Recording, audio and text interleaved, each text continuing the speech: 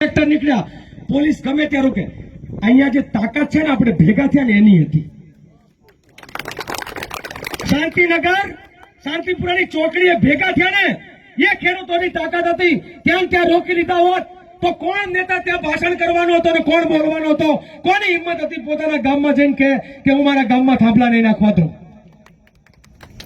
આ તો ભાર્યું કે બરોબર આકડે મત છે. એવું ના હોય. ખેડૂતોના પીઠમાં ખંજર ના ભોંકાય. લડવું જ હોય તો માંડલ બેચરાજીના મિત્રોને પૂછો. 100 દિવસ આંદોલન ચાલ્યું હતું. લાલજી દેસાઈ 100 દિવસ પોતાના ઘરનું પાણી નતું પીધું. પોતાના ઘરનું પાણી 100 દિવસ નતું પીધું.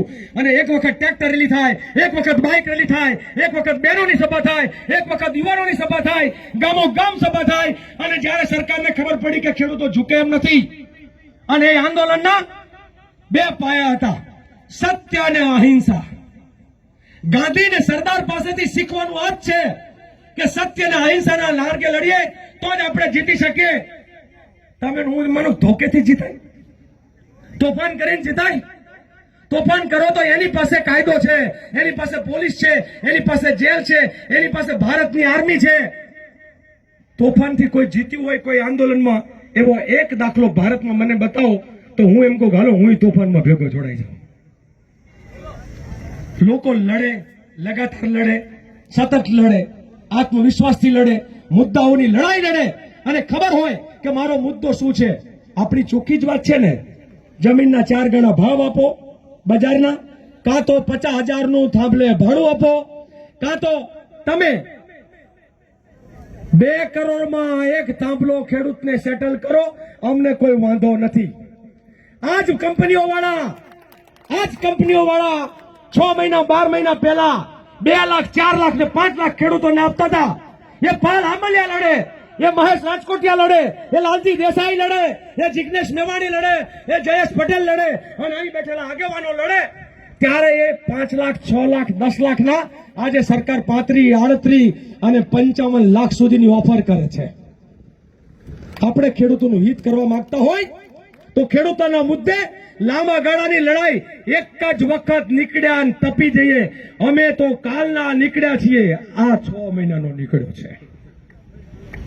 કાલના નીકળવાથી એક દિવસમાં કોઈ યુદ્ધ ગાંધી પણ નહોતા જીત્યા, કોઈ ના જીતે. મિત્રો, આ લડાઈ લાંબી છે, લડવાની તૈયારી છે.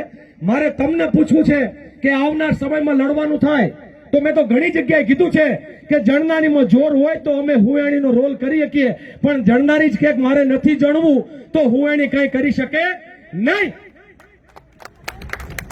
આ વાત જો તમને સમજમાં આવતી હોય તો મારી અને અહીંયા બેઠેલી દરેક નેતૃત્વની તૈયારી છે. આવનાર સમયમાં તમે કહો ને કે આવનાર સમયમાં પદયાત્રાઓ કરશું તો પદયાત્રામાં તમારા ભેગા ચાલશું. તમે કહો કે આવનાર સમયમાં ગામો ગામ સભા કરશું તો તમારા સાથે ચાલશું. આ બેનર મારા બેટા બાનાબાજી કરી કોનું બેનર છે? કિસાન સંઘર્ષ સમિતિ ને કિસાન કોંગ્રેસનું બેનર છે. ક્યાંય કોંગ્રેસ પાર્ટીનું બેનર નથી. 2 સંગઠનો લડે છે તો 2 સંગઠનના બેનર છે. ખેડૂતના મુદ્દા છે. ખેડૂતના મુદ્દે લાલજી દેસાઈ આજે કોંગ્રેસનો ખેસ નથી પહેરી નાખ્યો. આંબલિયા કોંગ્રેસનો ખેસ નથી પહેરીને અહીંયા કોણે કોંગ્રેસનો ખેસ પહેર્યો છે?